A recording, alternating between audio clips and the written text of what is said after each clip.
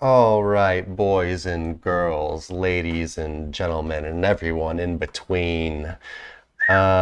Yeah, we're back for another edition of live SEO support, your favorite SEO question and answer live stream in the world. It is me, Chris, your host, back with my wonderful co-host, Nicholas Esquire Altamore the third. Super Nick looking assistant kind of beefier today. Don't extraordinaire. know if it's the hair or the beard, or maybe you're just getting What? thicker again. Yeah, well, maybe if you guys could smell me, you would not want to be at this live stream, okay? I've been moving for a week straight, juggling, a bunch of stuff in between. And yeah, as you can see, it's taken its toll on me. I have aged an extra 4 or 5 years. And yeah, hopefully I can come out of this train wreck. We'll see. We will see. Well, you know, it's just good to be moving forward, right? I know that's right, for sure. Being here, it's like, okay, today this studio is kind of a makeshift setup, but the study will be empty by this week, and then actually designing out how things will lay out is going to feel really nice, and then things should run really smooth. Yeah, I'm gonna have to I still need to figure out what I'm gonna do for a green screen when I'm abroad. There's like green Yeah, screens that you can like fold up. They fold out into like a little circle and they yeah. bounce out. But I still need to I'm gonna have to figure out like a new way to mount it in like every place that I get to, you Hmm. know? Um, Yeah, maybe like, I mean, I they've guess got you could just get to like a make some kind yardstick or of something and put it tripod. to the back of your chair. I don't really know. Yeah.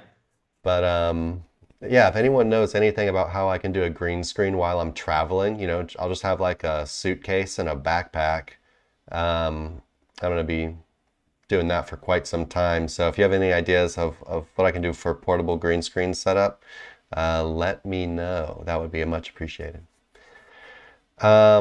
Yeah, I guess we'll just go ahead and get started. You guys know how it works. If you have any questions, drop them in the chat and we will get to you first. And then we will start getting to our little backlog of questions that people asked us that couldn't make it live or whatever. All right, so let's go ahead and get going.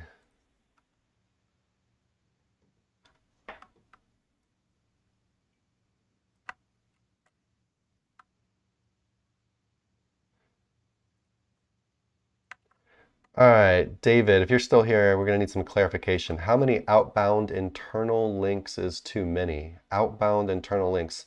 Is it just me, Nick, or do those words like they don't make sense together? Outbound and Yeah, internal.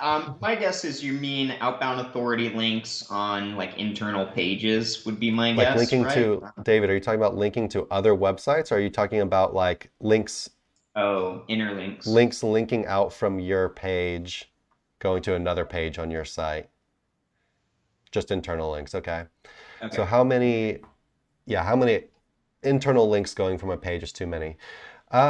It there you can't really give a number. It's all going to kind of be based on like your content length, and but even then, I Yeah, there's so much wiggle room. Basically, yeah, like I feel like with this, if you're to create a rule of thumb is a bit difficult because yeah, let's say per 1,000 words you maybe want to do like 1 to 3, right? But that's not always the case, and sometimes like if you're doing specific supporting content, then maybe you only want to link to um, content that piece of content is supposed to support, right? Because it's got niche specific information on whatever you're trying to funnel to. And in like other cases, you can have like directory pages or kind of hub pages that are going to have way more links or internal links than the average page that's informational.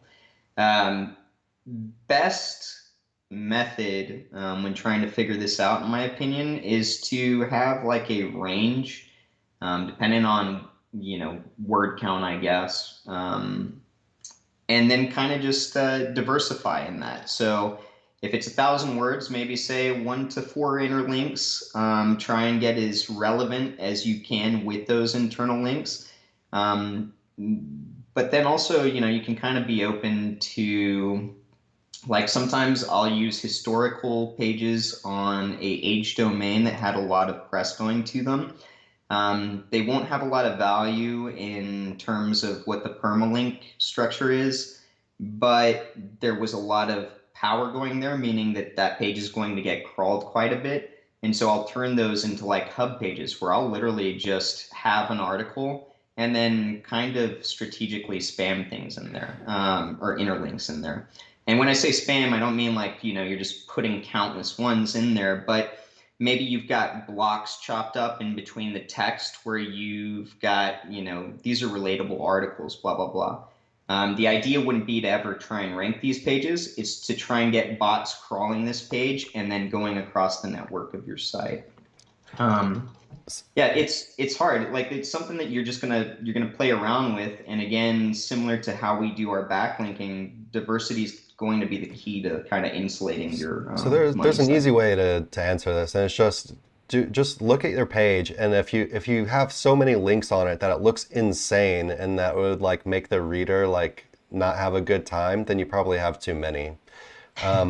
Other than that, like as long as you're not making it like so insane that it's just like links everywhere, you're probably going to be fine. As long as and you don't need to try to link to every page on your site. Like Nick was talking about earlier, like just link to stuff that, is maybe the most relevant to the article or whatever, or some of your bigger priority pages or whatnot. Just as a rule of thumb, like on Sir Links a Lot specifically, I think we shoot for 5 to 8 or like 5 to 10 internal links per article. Some have more, some have less. Just depends on content length and kind of the topical cluster, like Nick was talking about, whatever the topical cluster it's in. Like for example, we have some articles about like cold emailing and stuff like that, outreach, which we don't really have a ton of articles on. So those have like fewer link targets that really make a lot of sense. So link to stuff that makes sense. Don't go insane. Like don't sacrifice user experience. Just try to do things kind of naturally and just link into the stuff that makes sense in your biggest priority pages, and you'll be fine. I wouldn't worry about going really overboard unless if you look at it and it looks crazy, you'll know you're overboard. But yeah, And just like Nick was saying as well, like you can have a hub page and you can really just go crazy with links on it. It's very natural for a website to have resource pages where they link out to a ton of stuff from it, and it's pretty much just it's pretty much just like a hub page. That's its primary function, is just to pass you off to a bunch of other content. So as far as that being a ranking page, I don't know. I just feel like it's not really. I feel like there's not really a limit on like internal links, and you should just like think about user experience, and that's probably the most important thing. the only people that I could imagine are going to have issues with internal links, or if you are literally, putting like the same anchor text interlinking to the same articles repeatedly over and over again in every single article. A lot of people, it's like they get it in their head. I want to rank for this. So this is what I need internal links to, and this is what I need backlinks to. And so they get too aggressive. Just remember to stay natural as you're interlinking, and especially when it comes to anchor text, you still want to diversify that. All right. Um, how do good SEO in such a saturated scenario? I think so. Correct me if I'm wrong, BN, but I think you're saying like, how can you do SEO when the market is becoming more saturated? Um, the cool thing about SEO is not many people know how to do it well. Yeah, Um, I would say it's not really that so saturated. Like, I like, mean, there's a lot of companies doing it, right? But as far as doing it well and being to earn top positions in the SERPs, especially as like an affiliate or self-marketer, so I feel like yeah, there's affiliates definitely, it's more saturated, but people always say like, oh, it's too saturated now. There's no room in affiliate marketing. It's always just false. It's always false. yeah, It's not true. I I think especially since what a lot of people don't realize is there is no, like, you don't just go get your degree in SEO and then coast off of, what you learned. It's literally a continual process. So you've got to stay on top of what's changing. You've got to stay on top of, the techniques that are used, continually experiment, etc. And so that kind of lends itself And it's very to, hard to scale. yeah, very. So there's a lot of people that can claim they do it. There's a lot of people that might be able to do it, but on, different levels. And then there's a lot of different ways to quote skin the cat. So a lot of different ways to rank websites in the SERPs. Um, but it's so nuanced and so specific, and there are not a lot of places in the world that you can go learn it proficiently, that I would say, in comparison to a lot of other markets. So let's consider like, being a lawyer or something like that, or even like a mechanic. I feel like SEO, you actually have a pretty broad ability to kind of break into something. And let's say like you don't get very competitive in terms of, the grand scope of being an SEO where you're targeting the most competitive SERPs, et cetera. But you learn it well enough to help influence a local business in a specific geographic area. That mechanic that's ranking #1 for mechanic in whatever city versus the one that's invisible, hypothetical, if you own that company or if you can work something, an angle with a company like that and, help develop it, automatically as an SEO in a local area, you've become incredibly powerful. So no, I think, there's a lot of opportunity when it comes to it. Yeah, so the solution here is well, first of all, when you get better at SEO, who you're able to beat, the amount of people you'll be able to beat will increase. So Yeah. starting off, maybe you're not too great at SEO right now, so you have to you need to get better at finding low competition things. So focus on the process of finding low competition stuff, right? People that you can actually beat. Focus on your ability to find long tail keywords, your ability to find zero search volume keywords that actually pull in traffic and can make you money. And so, these are going to be all the places that you start off, the long tail stuff, zero search volume stuff. You're going to be targeting all of that, and you're going to start to build up a site based on these very low competition kind of pages that are targeting those terms. And then after you start getting those, then you kind of move up the tier to slightly more competitive stuff, and then you target those terms, and you just keep kind of building upward from that kind of base where you're able to actually compete and win some traffic, right? But yeah, just focus on your niche research, focus on your low competition keyword research, and yeah, I mean that's going to be how you find your ins right now. And then, like what we were saying, as you grow your skills as an SEO, you'll be able to look at a lot more niches or keywords that you looked at before, and you're like, there's no way I can rank for that, and then you'll be like, I can beat that. That's not a problem, right? So your scope or whatever, the possibilities start to open up once you are able to, yeah, just figure out how to do things a little bit better. I guess it's also worth considering, like, when we say SEO, it's almost like, I don't know about y'all, but my mindset automatically goes to doing full SEO services for like a company or running an affiliate site or something like that. However, look at Sir Links a lot. We are a SEO suite of tools essentially, and this falls under the bracket of SEO, right? So maybe getting started as you're learning SEO, you learn about specific backlinks you might be able to procure or something like that, right? And then within SEO, it's not as linear as like we're just doing SEO for people. There's a whole plethora of things, including tools. Um, even like web design, et cetera, can fall under brackets within SEO that you can tailor a business around. So I would also say that, SEO in general is a pretty broad market with a lot of different moving parts that you could place yourself in. If we look at like large scale venture capital backed companies that were early into SEO, like web.com kind of comes to mind. But like especially, what was the citations one? And they exclusively did citations, talking about like hundreds of millions of dollars into this company. Yext And or they whatever. exclusively did citations, right? So you have to think like sometimes keeping things very simple, but learning how to extend it to a broader market can also give you a solid angle in play. So niching down essentially. Yeah. All right. Excuse me.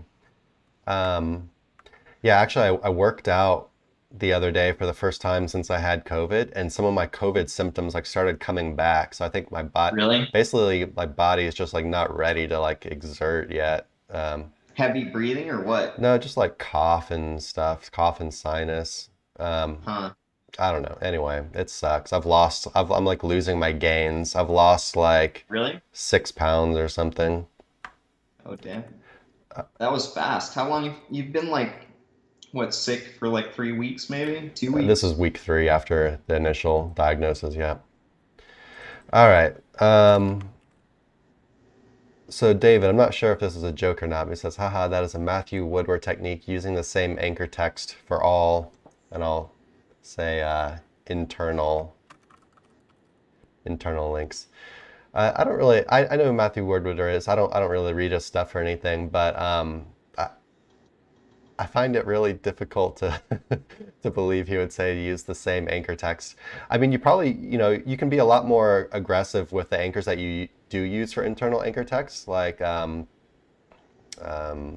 example, to our niche edits page, we use the anchor text niche edits like quite a lot for that one. But it's still best practice to mix it up, do some variations, even if it's slight variations, just to kind of, you're hitting more kind of keywords while you're doing that, kind of building a bigger, just it's more relevant than just for the exact term. So yeah, it kind of helps a lot to really vary stuff. But yeah, not to poop on Matthew Woodward. I don't really know if he's got some use only exact match anchor for internal link strategy that I don't know about. Maybe I'm just too stupid. He's been around a long time. I find it hard to believe, but maybe he said something along I those just lines at really some doubt point. it. It can't be. Um, all right. Let's see.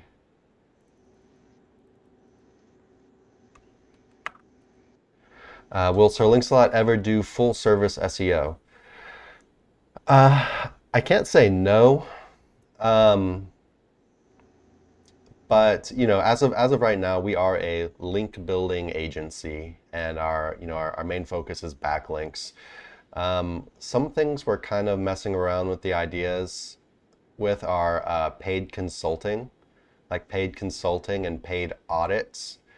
As far as full service SEO goes, I mean, it could be something that we do for like a very, very, very like limited group of clients, but it would have to be it'd have to make a lot of financial sense for us to do something like that. Um, but I can't, I'll never say never. But we'll see. What do you think, Nick? Is Sterling's ever gonna do full service SEO? I was going to say pretty hard never. Just based on, Sir Links a Lot is essentially a suite of tools for SEOs to Backlink use. tools. And yeah. And when we talk about doing full service SEO, it's something that's not very scalable on the same level as what we do over here because it takes a different type of knowledge and know-how. And every single site that I've ever worked on does not work uniformly. Like there is no SOP that we could design for somebody to go through everything. And the scope of that kind of project is so different than what I think Sir Links-a-Lot actually is, that I think the closest we'll probably get to that within Sir Links-a-Lot, right? We could start another company and do full Yeah, SEO that's what I was services or about to something like say. that. But It'd probably be under like a different company name. It'd be like a yeah, different different banner. thing. And it would be smaller and, like Chris said, more specific to people we'd have the time for, because again, it's a different beast. And that's kind of why Sir Links-a-Lot exists, is to help people that are currently doing that job. That was the kind of position we wanted to take for this company. So if I think about it, I think the closest we'll get to that would be MLB Yeah. and automating MLB a bit more, so we could, have a wider audience for MLB that. is managed Um, link building for anyone not aware. We do a completely done for you link building service where you just give us your monthly budget or whatever, and we analyze the site every month and build the links we think are best for it. But you still have to do all the other stuff like your on page, your content, your keyword research, all that. We don't we might give some tips every now and then if we see something, but that where it's strictly a link building service. That's what it's supposed to yeah, be. but see that would maybe be where we could, extend a little bit of extra as far as benefit to that program is like as we work on that, then we can tailor new information into the reports that go out, et cetera, so that SEOs on different levels of the spectrum can kind I of just got a good idea about that. I'll talk to you about this later, but well, you don't want to share it with our exclusive people watching no, live right no, we'll now. talk about it later. We're gotta remind me to talk about MLB and full service SEO. But yeah, not a plan right now. But yeah, consulting and auditing are kind of on the list of stuff we're kind of messing with. Yeah. All right. What country are But you currently, traveling just to? tune in and we'll audit your stuff for free right here live on the show. Yeah, so he says, what country are you traveling to? I'm going to be going to Turkey first, and then I'm not sure where I'm going after that. Maybe Thailand, maybe Korea, but I'm going to be I'm going to be a lot more, I'm just going to be traveling for a very long time. Well, at least I think a long time, but only on tourist visa. So each country I'll only be able to stay a maximum of 3 months. Like Thailand or whatever, you can visa run, you just leave the country and you can come right back. But yeah, I'm just gonna be doing that for a while. But we'll see how it goes. As soon as he meets a nice girl, he's going home to mom and dad and moving in with them, and we'll, have a hard time seeing him If again. you guys have any suggestions on places I should go, let me know. I've actually been thinking about, it's somewhere I've never really been before, but after I get finish up in Turkey, I've been thinking about going west, so into like Eastern Europe. Um, Nice. the more like, I guess you call them, I think there's like the Slavic countries, all down up in there. Um, but yeah, let me know if you think I should go anywhere. Yeah, Uh, you should just do a round the world SEO meet and greet with Chris. It'd be pretty cool. all right, please explain what your barrage bulk packs are good for. Thanks. All right, let me pull that up so people can look at it in case they don't know what you're talking about. Oh my God. 1 second. You guys ever try these things, these bangs? Wouldn't advise you make a habit out of it, but I've been, fiending energy as I move and stuff, and that is one strong bit of juice. All right, so here we are on our niche edits page. So yeah, if you scroll down to here, these are our barrage packs. And you can see right at the top, these are low authority, very low authority actually. The RD 10 to 50. So each domain that you get a link from only has between 10 to 50 referring domains. So as you can imagine, especially if it has only 10 referring domains, the authority on these sites is quite low. So people ask, well, what's the point of this? What are the point of these links? Well, so, the thing is these links are extremely cheap. So you're talking between $27 and $35 per link. Down here, $25 to $31 per link if you buy them in the bigger packs. So this is pretty much as cheap as you can possibly get for a backlink from a real website. It's not a PBN, not a link farm or whatever, just a real website. And they don't have much authority, but what we normally like to use them for is diversification. So if we start working on a website and its backlink profile is a bunch of crap and we want to make it more, more links from legit websites. So this is a great tool to diversify their backlinks. Or if they only have one type of link, then we can throw one of these packs in and you get a quick burst of, links from real websites, which is a lot healthier than whatever else they were doing before. Another thing you can do is use them to diversify anchor text. So, we start working on a website or so we start building links for a website, and we notice that whoever did the link building before, they used a ton of exact match anchors or like almost no branded anchors or whatever, and we need to get a lot of anchors in there that are more natural or a certain type of anchor, then you can use these as well. So it's just a more cost efficient way to diversify your link profile or your anchor profile. Is how we use them.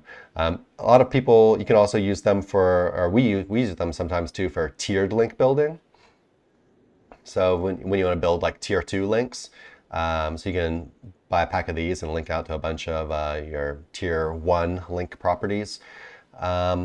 And yeah, you can also use them in like the, say like the beginning of the link building process. We like to build kind of lower authority stuff. We don't normally build barrage right in the beginning. We normally stick with like maybe like the level 1s or level 2s or, you know, DR10 or 21s, plus some like our lower authority guest posts like DR20 to 35s or whatever. Kind of use that stuff, but you could use a barrage in the beginning as well. But yeah, that's what we normally use them for. Do you have anything I missed, Nick? Well, I mean, yeah, I mean, I think they're good for pillowing, you know. I mean, you can use them early on. They're Yeah. going to give you kind of a lot of variance for, you know, the amount of money that you've got to spend on them. So they're useful there. When talking about kind of advanced link building techniques where you're doing a lot of backlinks at once, it kind of reminds me of the first time I ever saw something go viral, but like, you know, where I'm actually auditing what happened via this piece of information going viral was a friend's website. And I toss it in Ahrefs the following day after he puts the article up, and it's got an immense amount of backlinks, actually majority going to an inner page.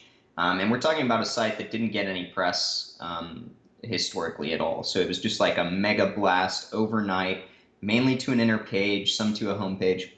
And what that allowed me to see, and it was really a pivotal moment in kind of my SEO education seeing this, was the wide amount of different types of backlinks that automatically hit, especially like an inner page, and the wide array of anchor text that was available in there, and then the different power ranges of all of these different websites. And so what you'll kind of notice is if you want to emulate something like that, typically what happens is the same as what happens in the real world with any kind of news or press.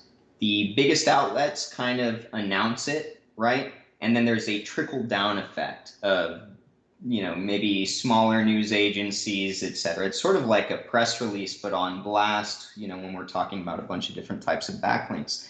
And so what I really like about these barrage links is for a low amount of money, you can inject quite a lot of authority in the sense that these are real sites and they're, you know, pretty niche relevant in terms of what you're, you know, kind of getting.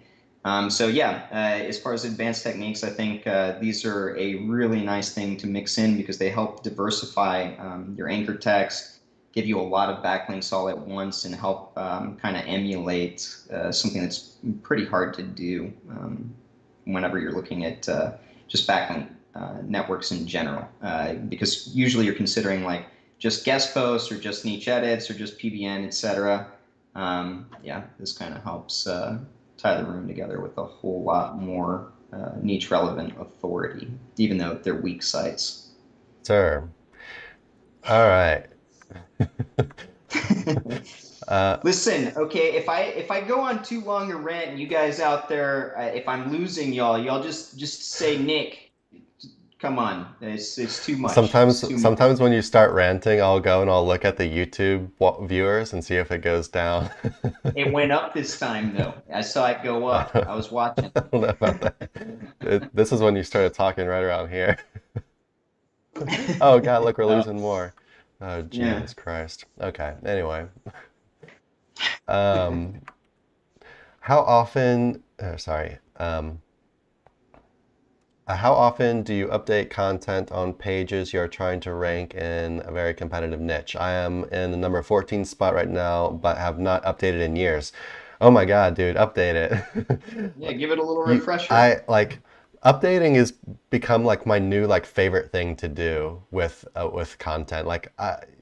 Because you know The thing, so adding new content, especially if it's for more competitive keywords, it could take a really long time for it to rank. Like even if you have an authoritative site, it could really take some time to steadily rise into like higher positions. But with your old content, like Google already knows exactly what it is. It like has basically like established this kind of like relationship with it. And if you go into a website and you start basically making your old content better, you can see some nice gains from it. I actually had a post in our excuse me, in our Facebook group. I think it was like last week. I'll pull up a little shot and show you real quick of just some gains I had just from updating content. And I wasn't even doing it with SEO in mind. I was kind of just like making it just like fixing a bunch of stuff that was kind of like outdated and making it better for the, I hate saying this, but user experience. Here it is. Let me pull this up on the other screen for you.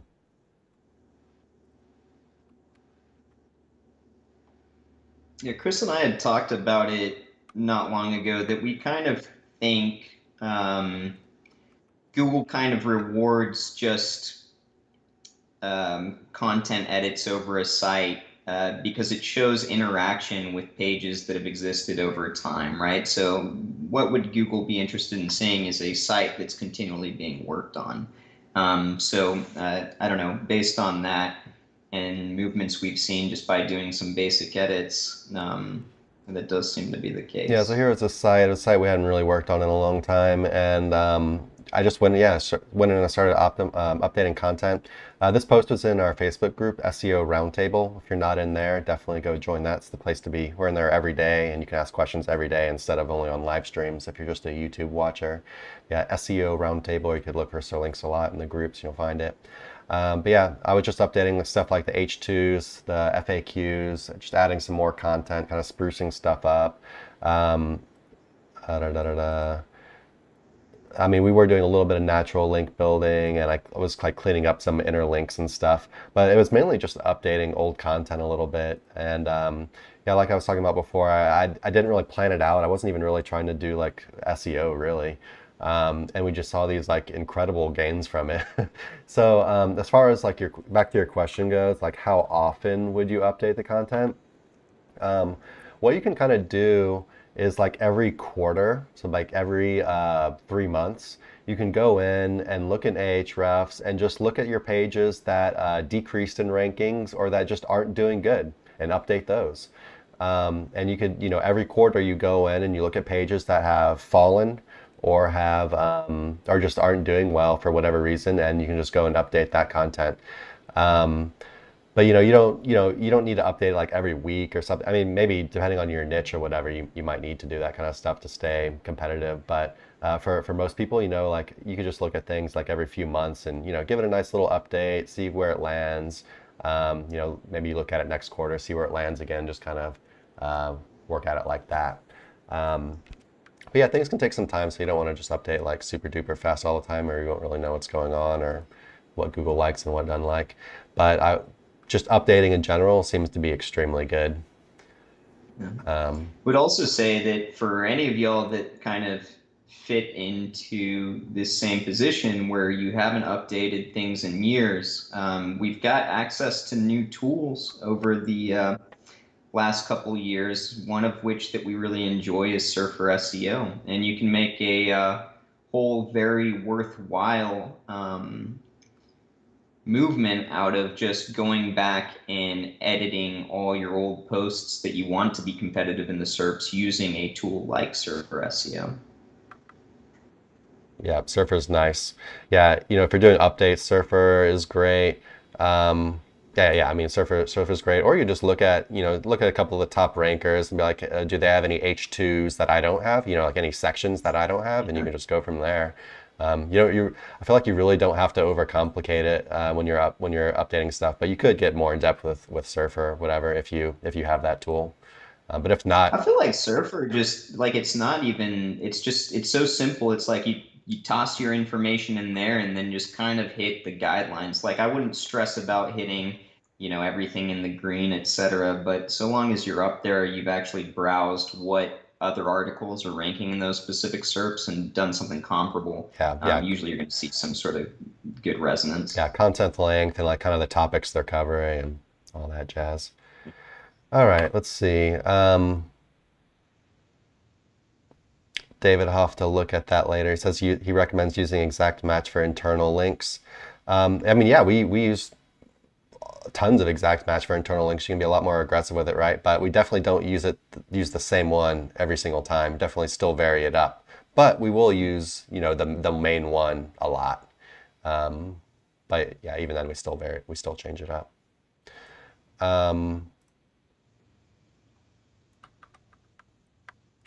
Let's see here. Don't forget to like, comment, subscribe if you're enjoying the show. Yes, like, comment, subscribe. Join us on Facebook, SEO Roundtable. All right. What should I do when I'm stuck on page 2 in a SERP in a very competitive niche? I mean, it's going to be impossible for us to answer this without looking at your site, but you need to figure out why you're on page 2. So, is it because you don't have as much authority, so essentially as much backlinks as the sites on page 1? Is it because maybe that you just haven't been in the niche as long? Some niches, especially very competitive niches, can take you a really long time to get on page 1, even if you have authority.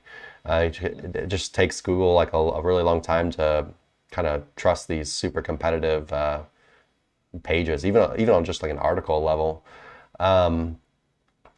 Could be your content. Are you covering the content fully? Is your article covering all the topics, all the kind of same things that some of the other ones are covering? Does your search intent match? Is everything on page 1 best 20 tools, and your list is something different, like here's my review of this? You need to match search intent. Does your website have enough topical authority? So for example, if you're writing a tool about SEO, or if you're writing an article about SEO tools, does your website have a bunch of other articles that are kind of related to SEO or SEO tools or tool reviews and stuff like that? Basically just, you're establishing that you're kind of an authority on this subject rather than just having one article on this thing. So there could be a bunch of things really. The main things are usually, if your content's all right, then authority is usually number 1. Search intent is a pretty important thing as well, but I mean everything I just mentioned is real important. So gonna take a little bit of digging, right? Do you have anything to add on that, Nick?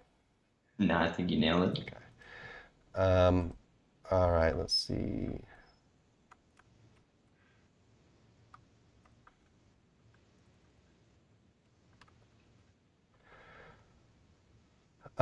Clients have lost trust on a lot of SEO experts as scammers claim to be experts. So how to distinguish ourselves from the rest and get high ticket clients? We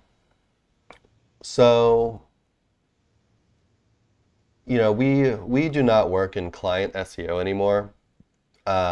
We do work in we are link builders. And so we also do work in a niche of SEO that is, there's not a lot of trust here.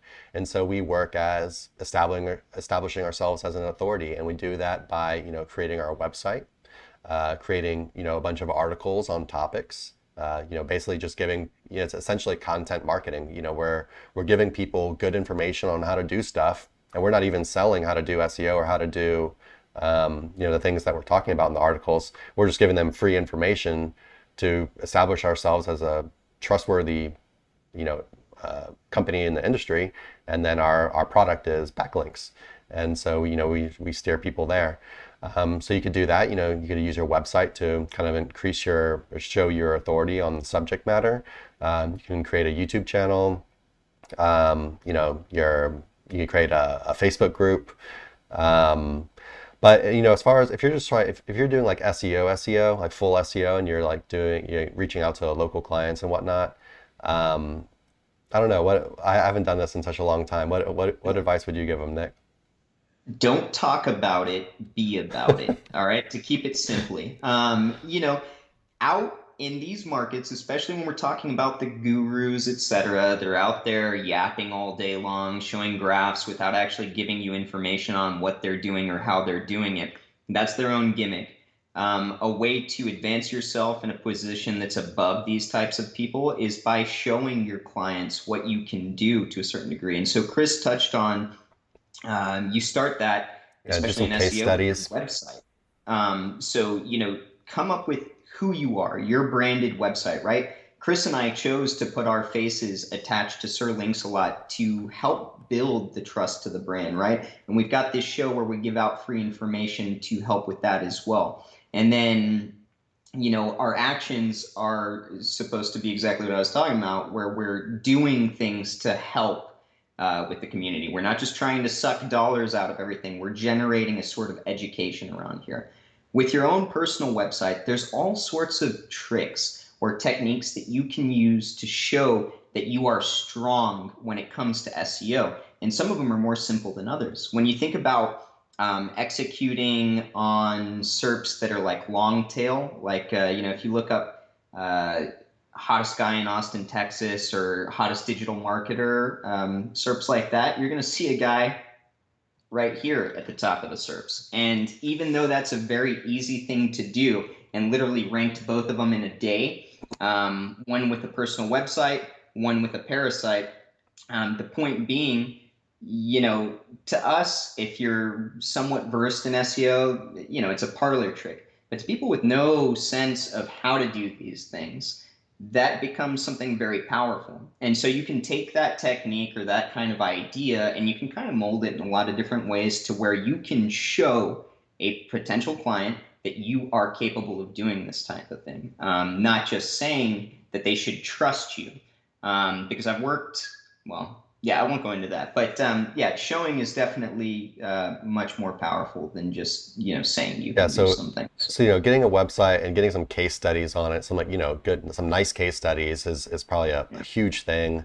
Um, if you're talking about local SEO and you're trying to get some like local clients, that what I would probably start doing if I was gonna get into local SEO today, and maybe I'm an idiot because maybe there's better ways of doing this now, but what I would probably do is after I get some case studies up on my site, I would cold email people, but I would not do it in a very automated way at all. I would do it in a very like personalized way.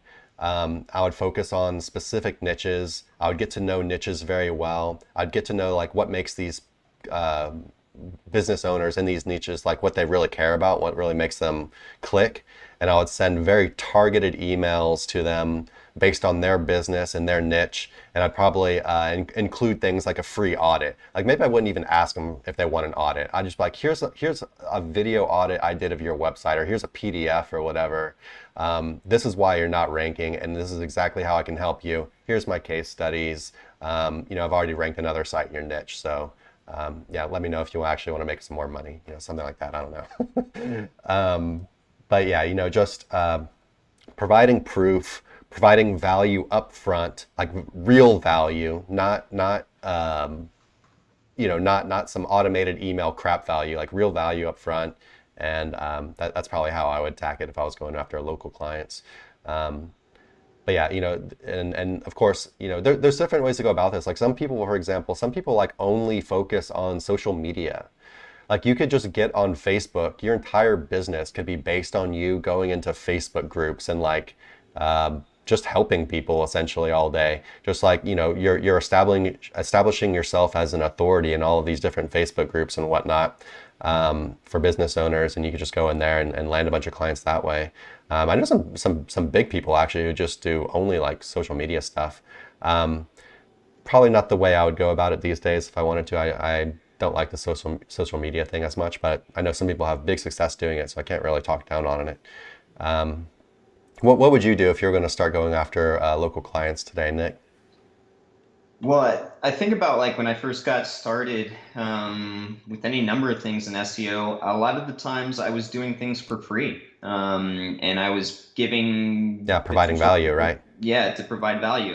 Showing that I can execute on something and I'm not scared of trying. And yeah, a lot of times that resulted in me not getting a leg up, because any number of reasons.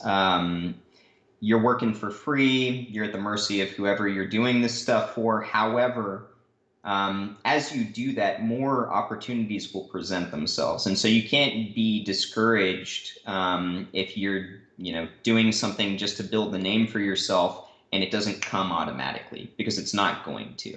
You have to stay relentless in your pursuit to, get to a certain level, create that goal, and then kind of go through the motions to get there. I would say doing things for free was almost like you could consider it an internship in your, beginning of creating a business with some scope in SEO. And yeah, I don't think I would have been able to build this without doing a good amount of stuff like that. Now, that's not to say like get abused, right? But if you build a link network, for example, like I started shilling PBN links at like $5 a pop, was one of my first backlink endeavors. And I gave a lot of those links away for free and then would go to Ahrefs and I would map out, somebody spent $20 for me and I'm spending hours like, hey, look at what this did, yada, yada, right? But don't look at it as what you're doing for said person. Look at it as you are building this rep, right? Like this is who you are. You've explored what you're building. You understand it inside and out. And so it builds an education from the ground up where like a lot of times, like if you consider going to university or something like that, like you're not making any money as you learn or as you build, right? So I don't know. I think first couple of years learning SEO should be kind of dedicated to doing a lot of things from the purpose of gaining an education that you'll use to benefit people. And as you do that, you're going to be more well versed in actually being able to speak about it. You'll have more proof of concept, etc. And in turn, you'll have more ability to sell yourself. Yeah. I feel like I had something else I wanted to say, but Sorry, I'm sexiest man in digital marketing, #1. Okay, so if you don't think that gets my phone blowing up with a lot of hotties every day, you're crazy. all right. Um, someone who said this? Flip for Profit says Ty. Pattaya is a great place to find a wife. I've never been there, but I know what it is, and I've heard crazy stories about it. I don't know. I don't know if that's gonna be for me. Um, all right, let's see what else we got here. How can I remove spam score in Moz? I would not worry about your spam score in Moz. It's not a score we look at all. If you've looked at your backlink profile and you're not just looking at Moz's spam score, but you actually looked at your backlink profile and you think your backlink profile has a bunch of bad stuff in it, you can diversify it, and you diversify it by building new good quality links. So that would make your spam score go down, because if you're building new good quality links, then basically you have more quality links than bad links, then your score will go down. But spam score in Moz is not something we pay attention to at all. Zero. Like, I can't emphasize this enough. People, I think spam score, a lot of people talk about it because it's such like a scary metric. Yeah. It's like you look at your website and it's like spam score, oh my God. But like we've been doing SEO for years, and I don't even know how many sites we've worked on at this point. But Nick, how many times have you looked at spam score as a guide for something you need to do for a website to help it rank better? Not something I do. No. More than 0 times? Maybe at the beginning, it would have affected my personality and judgment a little bit. I'm having a hard time actually recollecting that, but I do remember when Moz spam score was a scary thing for me. But it would be at the very beginning. And once I really learned, about how that algorithm works and, what it's judging, et cetera, and how incomplete it kind of is, you don't ever think about it again. If you're here and you're worried about Moz spam score, you can trust Nick and Chris to say, don't worry about it. Yeah, so do not worry about decreasing your Moz spam score. If the site has a bunch of bad backlinks, and you're not saying that because Moz spam score says that, but you looked at it yourself and you said, okay, these backlinks are bad, you can just, basically you just need to add a bunch of good backlinks. It's called diversification. It's you're diversifying your link profile away from something bad to make it more something good. And then if your site got like a penalty or something, or it lost a bunch of traffic and rankings, and you're trying a bunch of stuff and you can't figure out anything, you could do a disavow of links that you think are not good. But disavow is also something we almost never do.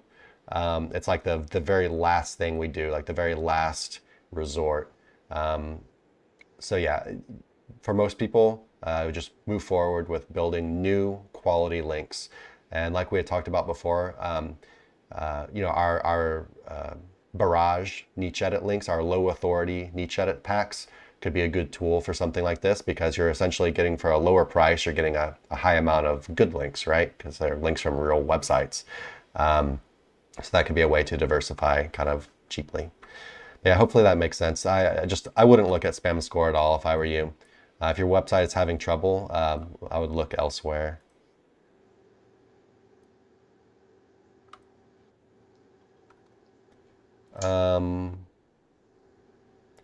Yeah, I think maybe our how to use Ahrefs guide, which I think is on YouTube, might be useful for whoever's asking that question. I'm not going to post this one, but he says, do you mean updating fully content with H2 and H3, or just add to old blog? Whatever you think you need to do. You could update by adding new H2s and adding a little content under them, or you could just go to an existing H2 or H3 section and just add a little more paragraph information there. Whatever you think your site needs to be updated. If it needs more H2s, you can update those. If it needs more H3s, and if that makes sense, you can do that. There's no specific formula. It's going to depend on the content itself and you trying to cover the topic fully and give lots of good information. And what your page already has versus what it's missing, right? This is another big question. As SEO experts, what's the standard of a good backlink? So what I'm gonna do is I'm just going to show this article that we have. Yeah, so if you go to our website and you look for this, what is a quality backlink article? I'll go ahead and just drop this in the chat for you. This will help you, but here's some things that it covers. So basically you have like the authority, which is kind of a complicated term. It's talking about the authority of the entire website, like basically how many backlinks the entire website has, how many good backlinks it has. But there's also some other things that are kind of lumped into authority, like kind of its trust with Google, or its standing, or if it's seen as like an authority in the niche or whatever. Power, we think about basically how many links are going to that specific page, and then relevance, how relevant is the backlink. And a backlink can have different levels of these three things. So for this picture, a backlink could be super relevant, but maybe it doesn't have a lot of authority or power. And that's fine. You can have a super relevant backlink that's not from a high authority website, and that backlink can be very good for you. On the other hand, you have an example here of a website that is a very high authority, but it's not like super relevant, it's not super relevant, and doesn't have a lot of links to the page or whatever. This link can also be super good for you because it's from a really high authority source, right? In a perfect world, if you could get a super high authority backlink and it's also super relevant, and it also has a ton of links going to the page, that would be like the best backlink, right? But it doesn't always work like that, and you don't need to worry about trying to get every single one. Just the value of the backlink, basically how much you would pay for it or how hard you want to try to get it, will change depending on these things and what you think you need. I will also say, like, if you don't want to get a bunch of links that are maybe high authority but not too relevant. So, I feel like backlink relevance is pretty important. Links that have a ton of authority but they're not super relevant or still can be really good for you, but you don't want your entire backlink profile to be, basically links that aren't too relevant. And there's more stuff that goes into this. Some people like to look at traffic and rankings, but this is difficult. I feel like if you're looking at traffic, you need to really look into things more because it really just depends on the site and the keywords they're going after and stuff like that. But generally, if the website has traffic and rankings, it's healthy. And then there's different link types as well.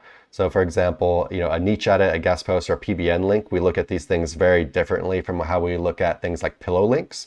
So if you get like a blog comment or a social profile or a forum post link or something like that, these we kind of judge these completely differently. And but yeah, anyway, the anchor text can depend on what makes the link good or not. If it's a good anchor. Of course, contextual is better than not contextual. Yes, you want the linking page and the website to be indexed. We have some information about spam here. Blah, blah, blah.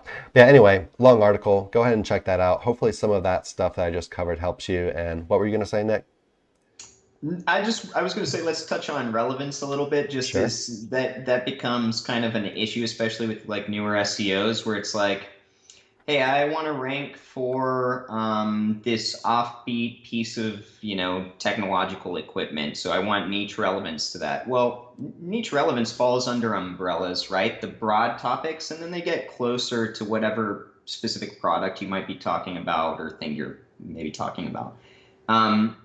Start with the broad, right? Like when we say relevance, we're talking about like getting tech blogs to link to your tech article. So for example of that, hyper-specific. for So Links a Lot, we do SEO. We could get links from just like technology kind of blogs, technology articles, and that's okay. It's not super duper relevant, but it is on our basically our parent niche, our highest level broad niche.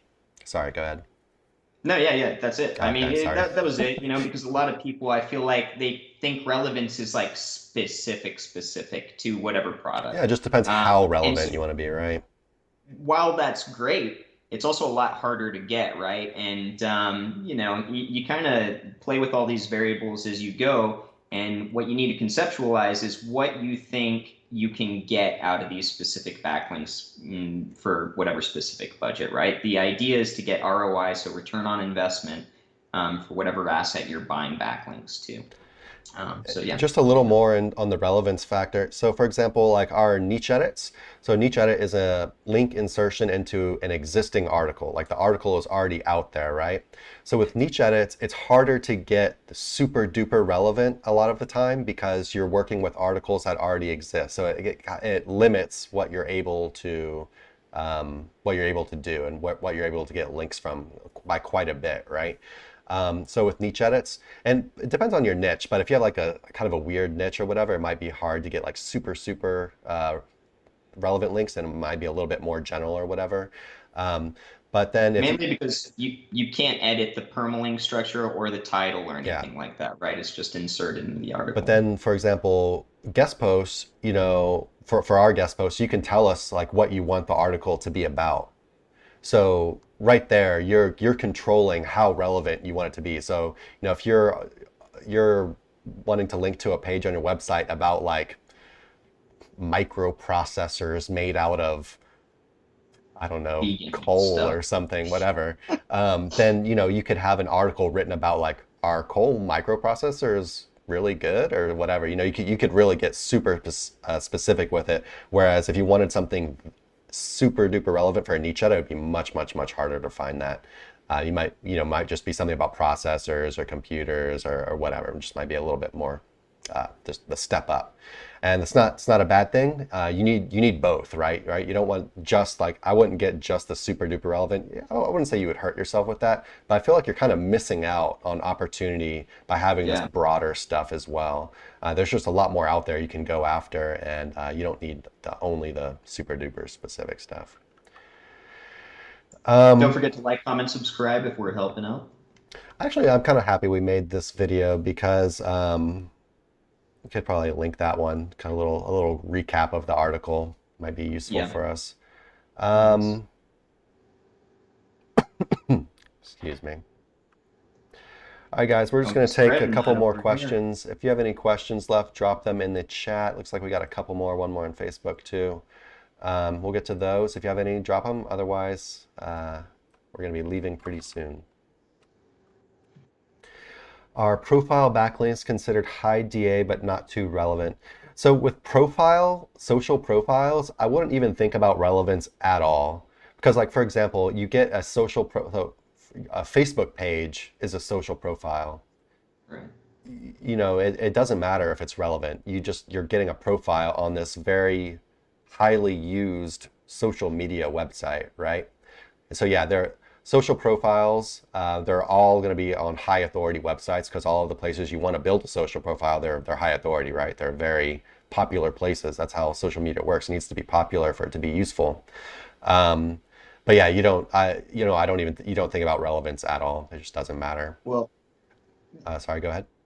well, it's sort of yes and no, right? Because like whatever, hypothetically, let's say you've got it syndicating using IFTTT, whatever, it's going to be syndicating stuff that's about your website. So if it is a niche down website, if it's Sure. not general, So I mean, etc., then that's going to pass along relevance through what you put through your feed, right? yeah. So like, if you fill Um, out your profile fully, you know, yeah, we're So Links a lot. We're a link building agency. Have some keywords about SEO and stuff like. You know, you're making your profile relevant, but the website itself is extreme majority of times not going to be really relevant. I mean, it's just kind of a very general type thing, right?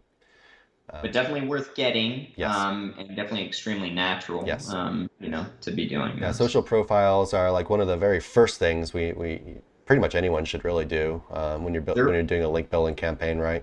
You just think about it. A Sure. business goes and they want to start establishing themselves on the internet. They're going to want to go and grab up using their brand name usually, but it doesn't have to be using their brand name. But they want to go out and grab up a bunch of profiles on all these big social media sites so they can use them later if they ever want to, and then their name won't be taken. But yeah, especially like the big ones, like, Facebook, YouTube, Twitter, Instagram, maybe Pinterest, all that stuff. Yeah, super good. Yeah, they're definitely also, I'll say that they're one of the main things that I'll find myself continually tiered link building to. Yeah, I don't do that with many things, but with my main social profiles, yeah. yeah, they're typically included Yeah, in those there. are our big tiered linking targets, YouTube, Facebook, Twitter, all that stuff. All right, let's see on Facebook, what's this one? What about technical SEO? Should I have a look into it? Absolutely. Um, as technical SEO can, like, if you've got some like stuff set wrong and you've got some, you're not doing some stuff correctly, you could just like cause your whole website to like not rank or not index or whatever. Yeah, we've seen it. Yeah, we've seen it. Um, but yeah, one thing you like, you want to look at like your internal linking, your stuff like your keyword cannibalization, stuff like that. What else do people talk about when they even talk about technical SEO? I feel like it's kind of like a broad thing. Yeah, large umbrella of stuff. Website structure. So yeah, your like URL structure. So I almost consider that just like on page. So I guess I just like consider a Yeah, lot of same. things like on page that are actually technical. Like your website crawlability. You're looking at Search Console, seeing if Google's able to like crawl your site. So you're doing this with internal linking, like I was talking about before, making sure things are indexing, da da da, Mobile. page speed, being mobile friendly. But see, I consider that like on page, but I guess it's not really on page. Same. But yeah, all this stuff is pretty important. I consider keyword cannibalization kind of a technical SEO thing. And I would say out of all the technical SEO stuff that I feel like, site structure, internal linking, and keyword cannibalization are like the most important things. And keyword cannibalization especially can be sneaky because a lot of people don't really know how to check for it. So you could use a tool like we have a keyword tracker, SE ranking, where you can see it kind of easily. You can also check them in tools like Ahrefs and SEMrush. But actually the best place to check for it, and it's a little bit harder because you got to do it manually, it takes more time, is Google Search Console. They just got a ton of data in there, and you can go and make sure you're not having any. Basically, you don't want multiple URLs trying to rank for the same keyword, because then they all prevent each other from not ranking high. Because Google basically doesn't know which one to rank, and it's like it's splitting up the power of each one or something. I don't really know how it works, but they just prevent each other from ranking. So you want to make sure that's not happening. So yeah, definitely look into that. All right, back to YouTube. I think we got one more, and this will be our last one. When we build internal links, can we use the exact keyword? We actually just were talking about this before. Yeah, you can use the exact keyword, and you can use it a lot more than with backlinks. When you're doing internal links, you can use the exact match keyword a lot. And so you're pretty much going to want to be using pretty much only like exact match keywords and variations of that keyword. Change it up a little bit, or you could add in some other stuff from time to time. Just like, for example, if we're linking to our niche edits page, you could do something like add the first couple words in the sentence, like check out niche edits. You can check out our niche edits or something like that. You could just add a couple random words in there to like kind of vary things up a little bit, or like niche edit without the S, or niche edit to backlinks, or or link insertions. These are all just little variations that are still important keywords. Just kind of change it up so you're not doing the same one over and over and over again, but you probably will use your most important one more. Yeah, hopefully that helps. Anything else to say on that, Nick? No, sounds right. Yo, Adrian, what's up, man? You always come late. Yeah, what are you doing here so late? I feel like we haven't seen you in a hot minute, too. Must be up to some crazy stuff. Might need to interview you again here pretty soon. I think you're talking about a different Adrian. Oh, is it not Borg? No, different Adrian. I can't see. Oh, it's Danila. Yeah, what's up, man? Well, I haven't seen Borg in a while either. You're welcome, Nagita. Not sure if I'm saying that right. All right, guys. Thanks for coming out to our live stream. Hopefully our answers helped you. Like, comment, and subscribe on YouTube. And of course, join us on Facebook, the SEO Roundtable. That's actually the best place to be, because we're in there every single day posting tips and answering questions. So yeah, you can ask questions every day other than just our live streams if you're not in there already. And yeah, that's it. We'll see you next week, same time, same place, 12 p.m. Central Standard Time on Wednesday. Thanks, guys, and see you later.